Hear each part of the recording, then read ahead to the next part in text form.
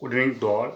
Today discuss about topic is CBSE syllabus first chapter accounting for partnership basic concept.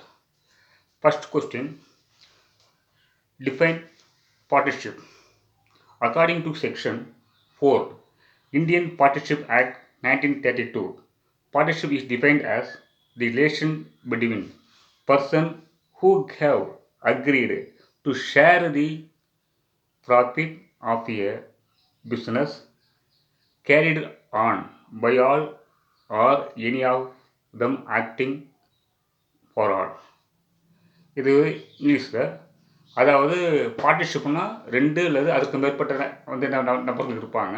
அவங்களுடைய ப்ராஃபிட்டை என்ன பண்ணுவாங்க, வரக்கூடிய ப்ராஃபிட்டை என்ன பண்ணுவாங்க, ஈக்குவலாக பிரிச்சுப்பாங்க. எந்த ஆக்டின் படி? பார்ட்னர்ஷிப் கூட்டாண்மை சட்டம் 1932 படி. அதாவது சிபிஎஸ்சி சிலபஸ் ஃபஸ்ட்டு சாப்டர் இப்போ தான் ஸ்டார்ட் பண்ணியிருக்கேன். ஓகேவா? உங்களுக்கு எனி டவுட் இருந்தாலும் கமெண்ட் பண்ணுங்கள், லைக் பண்ணுங்கள், என்னுடைய சேனலை சப்ஸ்கிரைப் பண்ணுங்கள்.